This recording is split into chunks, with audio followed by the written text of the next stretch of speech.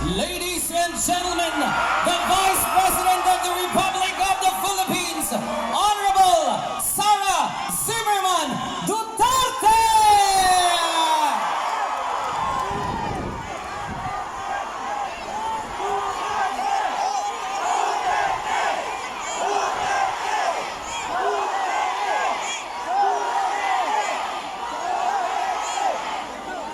Daghang salamat.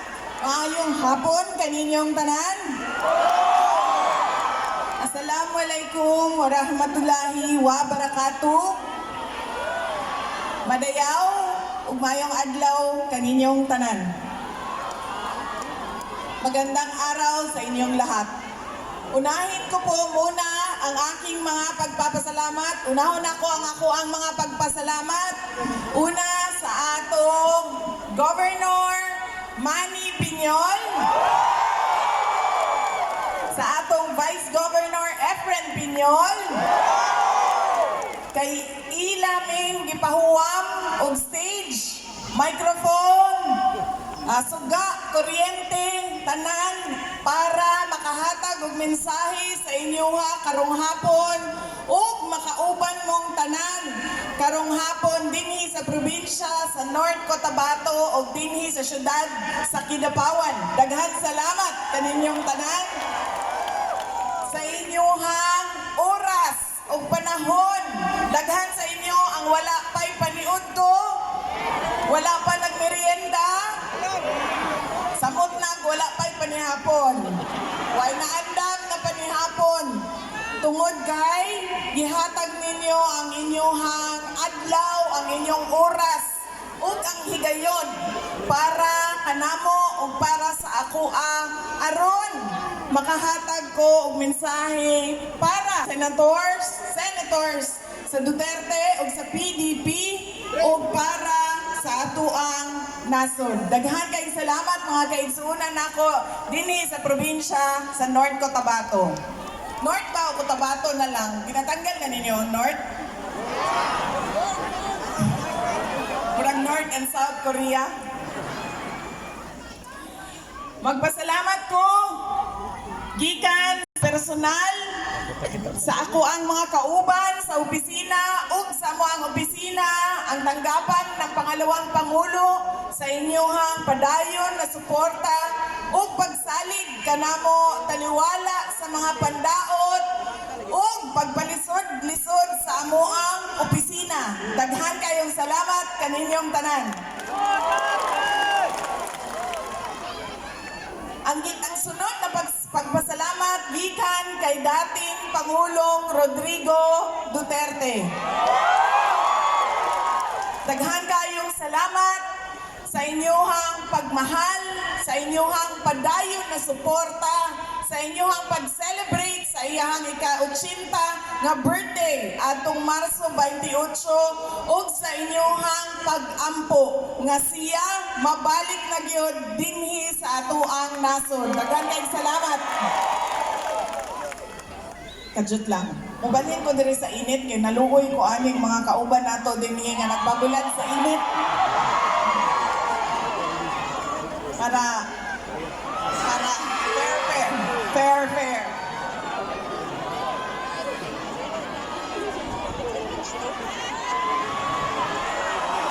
Anak, pareho na taong kahimtang. Pero kamo, nagtalikod mo sa init. Ako, katunga lang ang masunburn. Ang katunga, dili. Kaya nalandungan ang katunga.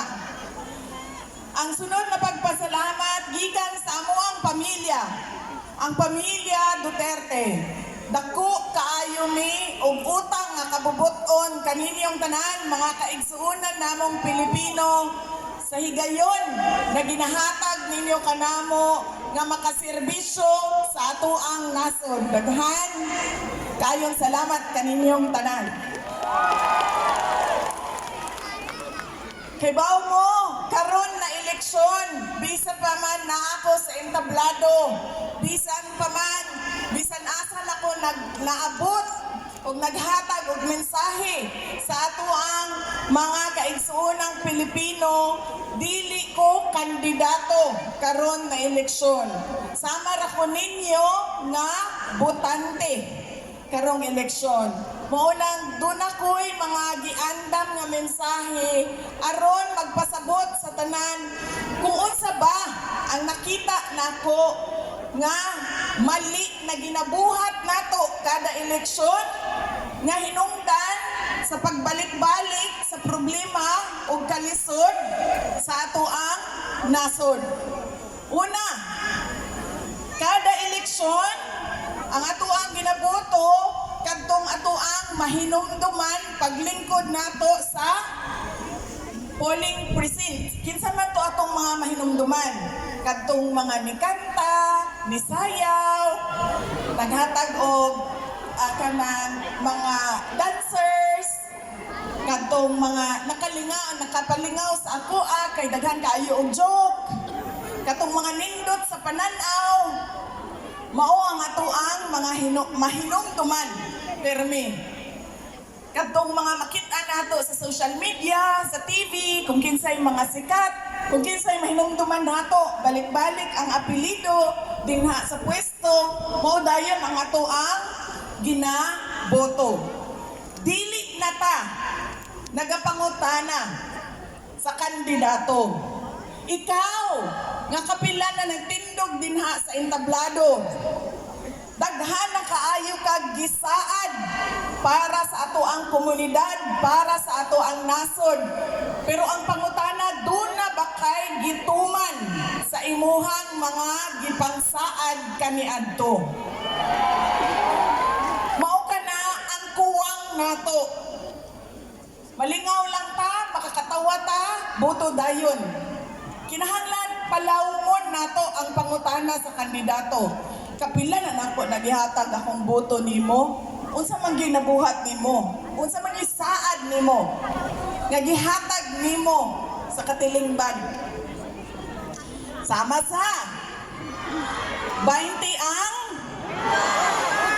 ang bugas. Nga saad atong 2022 nakalimtan og 3 ka tuig pagkahuman na ay umaabot na eleksyon, nahinumduman na pod ang saad. Naaday 20 ang bugas, pero dito lang sa Visayas, sa Cebu. Kunya pagkahuman, isa ka adlaw lang, pag May 1, pag-abot og May 2, sarado dayon. Diba? Ginabugal-bugalan lang ang katawhan. Kinsa ba ang maigo? Kinsa ba ang ginapahimuslan? Ang mga tao ba nga makapalit og jasmine rice? Ang mga tao ba nga makapalit para sa ilang balay og isa ka sako, 2 ka sakong bugas, grocery lang? Dili. Ang ginapahimuslan katong mga tao nga naglisod sa kinabuhi. Mo na gitawag nato sa ato sa Binisaya o bot nimo, bot niya.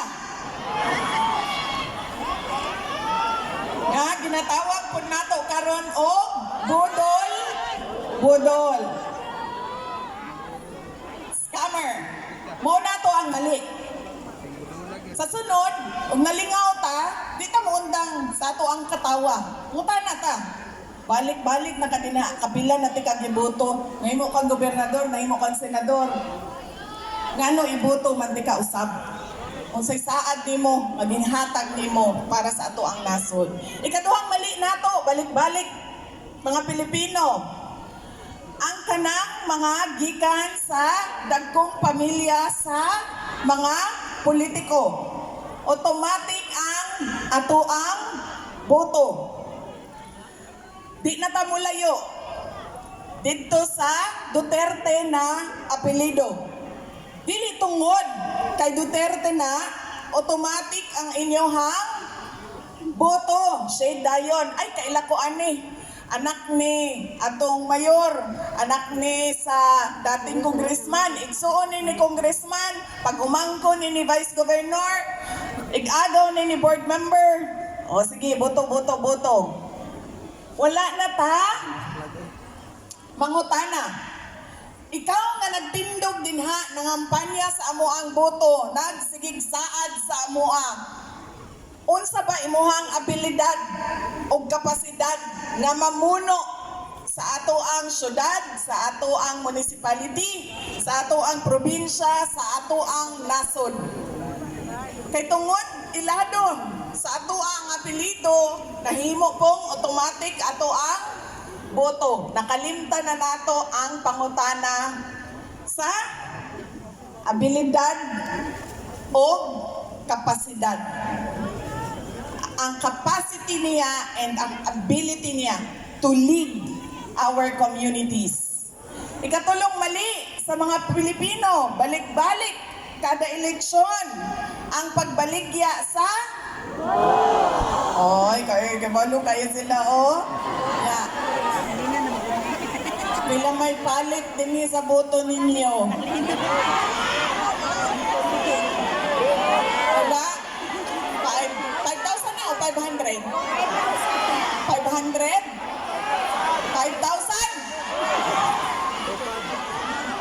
5,000 na?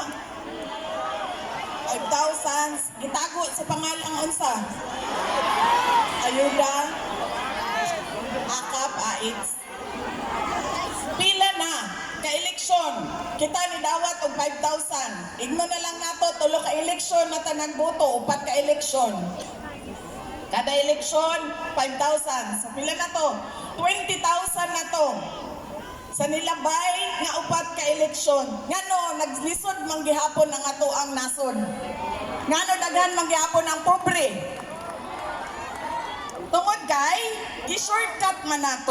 Ang batasan nato, gi-shortcut nato ang lisod nga kinahanglan buhaton nato. Ang mupili sa insaktong leader. Kay gikapoy naman tagpaminaw sa mga tao nga nagtindog dinhi, gikapoy naman mo sa amuang paminaw kung unsa pa na amuang ginasaan, balik-balik, agrikultura, turismo, tanan.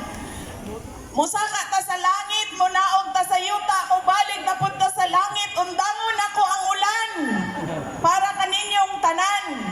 Pero wa man gyud mabuhat, mo nang gikapoy na ta. Kung kinsay muhatag sa ato og 5,000, automatic na ato ang boto. Akin ni 5,000, okay na ni. Kaya nakadawat ko na, nasa kumboy sa 5,000. Ganon di ko nakto dawato ng kwarta. Wala may politiko nga nagahatag og iyahang kaugalingong kwarta. Kwarta man na sa gobyerno. 'Di ba? Dawato nato. Bayad ko ta og buwis. Kabaw mo ako, kada mo pirma ko sa ako ang income tax declaration. Sakit kaya akong buot, uy. Mga nasa 1 million good na ang mga deduction plus taxes na ako. 1 million kada tuig. Ginahatag na buwis. Diba? Dawato na to. Dawatan na ninyo. Pero, dili automatic ang boto. Kinahanglan na to una-unaon. Kaya kung magbalik-balik ang ato ang batasan, nakatawa ko sa iyaha, nakadawat ko sa iyaha 5,000, gikan ni siya sa pamilya, sa mga politiko, boto dayon. Murabag ginabaligya na to ang ato ang kaugmaon. Bahala na, kay gikapoy na kong paminaw sa inyuhang tanan dinha sa entablado. Munang kinahanglan bag-uhon na to ang pagpili sa ato ang mga leader. Pangutano nato, abilidad, kapasidad, unsay saad nimo nga imuhang mga gituman naa kay ayuda pero dili automatic ang ako ang boto. Kay bao mo daghan sa inyo ha nagtrabaho, ang uban nagpuyo sa Davao City. Kami dito sa syudad sa Davao, dili mi naga-budget o pangpalit og boto. Kay bawo mo nga no, tutlo ni sa ako ang amahan sa amo ang magsuon. Kung paliton nimo ang boto sa isa ka tawo, mawala ang respeto sa usa't usa. Ang tao nga ang leader nga nihatag o niya ningon butuhi ko kay kung di ko nimo butuhan di na tigataga ayuda sa sunod. Naong na siya og kwarta. O sa'y pangalan sa inyong buhaya din eh? Balang.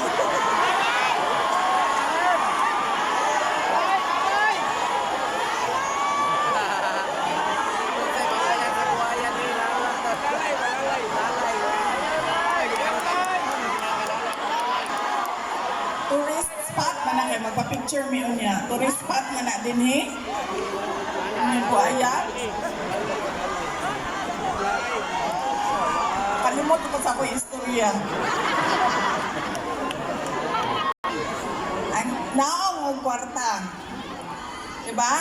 Unya ikaw nga nidawat sa kwarta o di automatic ang boto, wala na ko'y respeto sa imuha. Kaya gipalit naman ako imong dignidad. Gipalit na nako imong boto. Nganong usaad pa nganong utuman pa manggog saad, uy. Nahimo naman ning transaksyon ang atoang relasyon. Nahimo siyang money transaction. I will love you if you will pay me. If you have money, I have boto for you. Maunang, nawala na ang respeto sa usa't-usa. Kwartahay na lang. Ang ginaingon nila, pera-pera na lang. Wala na itinud-anay nga relasyon ang katawhan ug ang mga leader. Mo nang pagkahuman sa eleksyon, ingani, excited kayo tatanan. Amo ning kandidato, pagkahuman sa eleksyon, kalimtan na tanan, manapitaw. Bahala na mo din ha, kanya-kanya na taan ni tanan. Mo nang magbalik-balik po ang atoang problema sa atoang nasod. Mo nang kinahanglan po nato pag-uhon ang atoang batasan sa pagpili sa atoang mga leaders.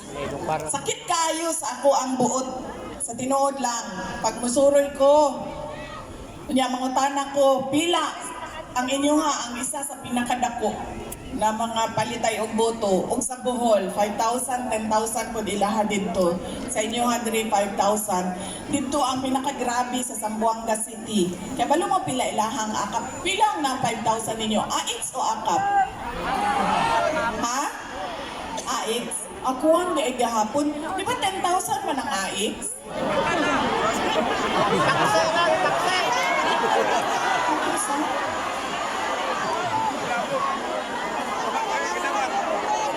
Dito sa Zamboanga, pila ang akap?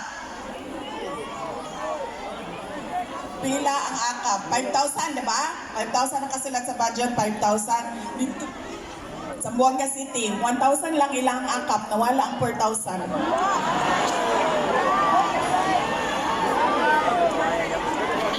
Diba? Sakit sa ako Kikibaw mo, bisan pila pa na ka 5,000, umabot pa na 5 billion ang ilahang 5,000, di man yun nila mapalit ang ako ang boto.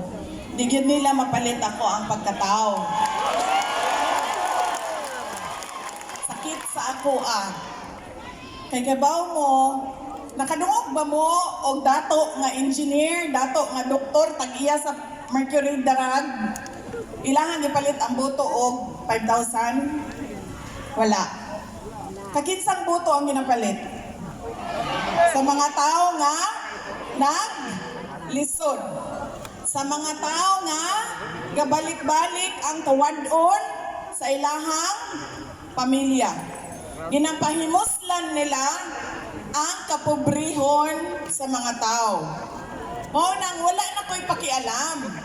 Pobre mong tanan, mas maayo sa ako Kay tagaan lang ta mo 5,000 pag-abot sa eleksyon. Diba? Pag human na, lenta na yung natahuman na ato ang transaksyon. Mauna, ang realidad, ang naong sa ato ang gobyerno o sa ato ang politika, dinhi sa ato ang nasod. Maunang, nitindog yun ko sa entablado. Anak ko sa ako ang kaugalingon, kaning panahonan ni, mauna ang insakto na panahon, kay dili ko kandidato, butante pod ko. Maunang ako ang obligasyon, magpahibalupod sa inyo ha, unsa ba ang mga mali nato na isip mga butante nga nakaapekto sa ato ang mga komunidad. Kay bao mo, tulo ka simana nako, nagtuyok, nagsugod mi sa Samar, nitabok mi og Leyte, nitabok mi og Cebu, nitabok mi og Negros, nibalik mi, nisaka ko og Manila, nangaway ko dito, man balik na po ko, mga buaya sa Manila. Naginganlan og Abante, Chungwang, o Valeriano. Mga pangalan sila mga buaya dito.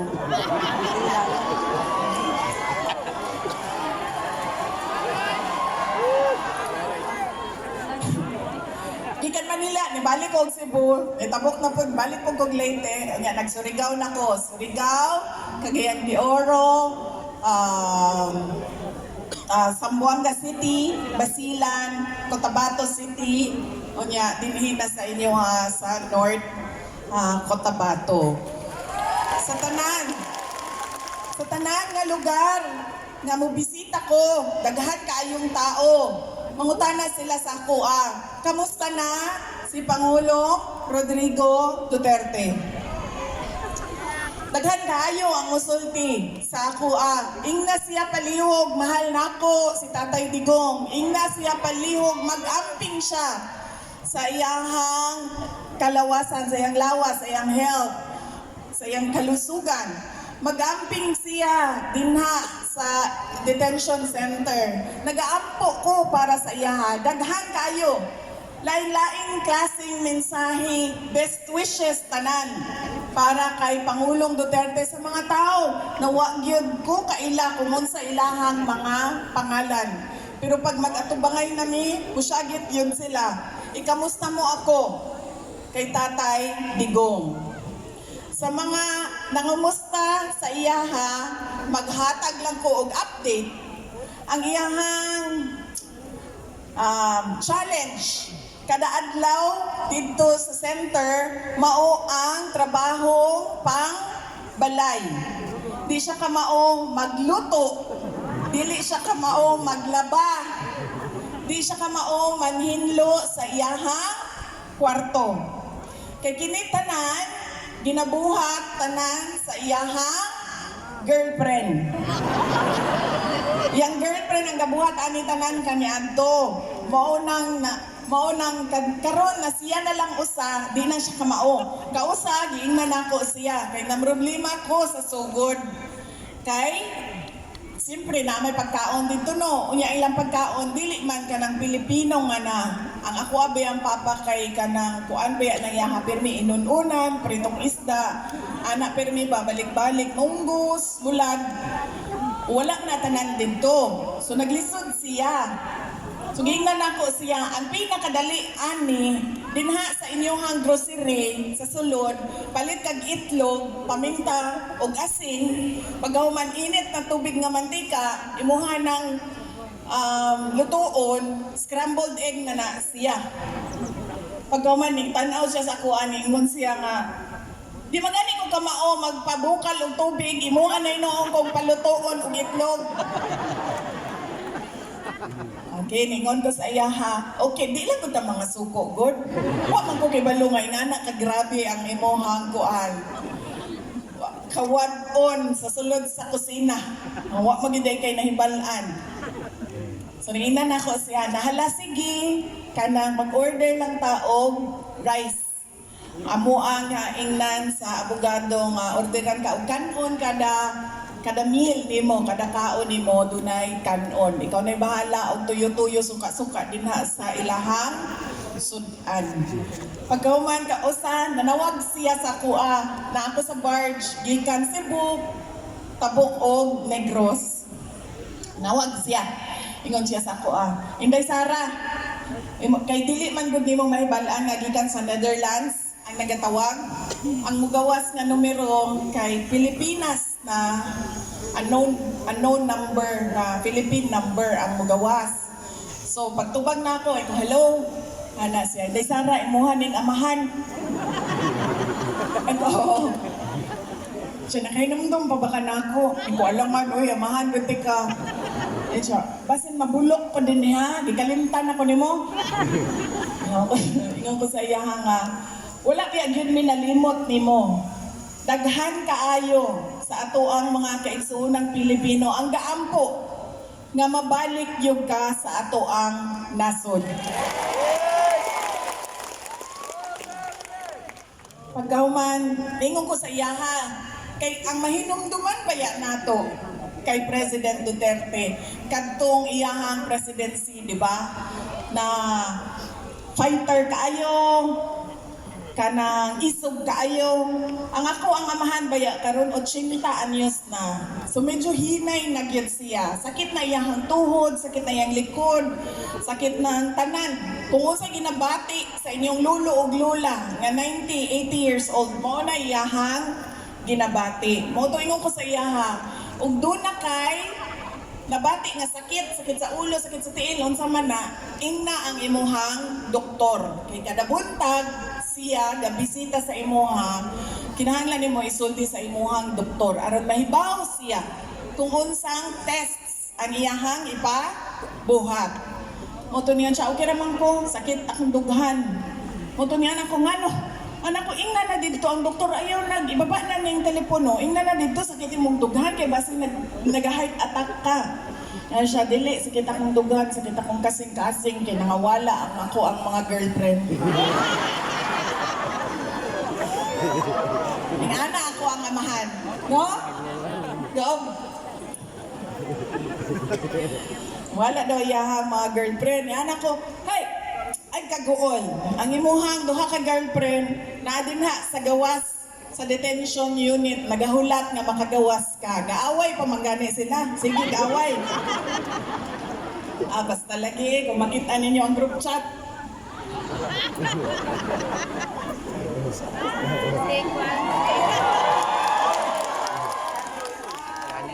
Tinuod lang. Anak pa din siya sa ako anak siya tong kausang, anak ako dito gay. Ang unang niabot dito si Executive Secretary Medialdea kay kauban man niya. Ang sunod nga niabot dito ako. Ang sunod nga niabot si Secretary Harry Roque. Unya ang ikaupat nga niabot si Senator Robin Padilla. Ang ikalima nga sunod niabot dito in 4 days ang iyahang isa ka girlfriend. Ingon, kinsa may naa dinha sa gawas. Anak ko ay naa si Harry Roque, naa si Senator Robin, si Kuan, si what's yung pangalan na to? Si number 1, naa si number 1. Yan ako nga, naa din ha sa gawas. Siya, si number 2, naa din ha. Yan ako nga, padulong pa. Yan siya si number 3. Yan ako nga, kampanya pa man, basin pagkahuman sa eleksyon, bisita na to din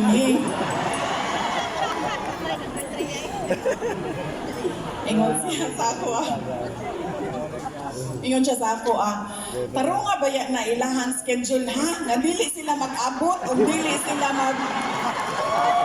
mag-away. Ikambyo-kambyo lang na sila adlaw.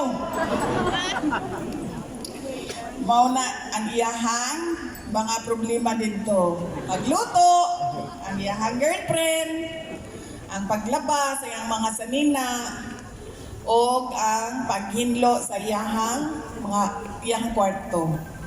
So mao na ang mga kada adlaw na challenges ni dating Pangulong Rodrigo Duterte.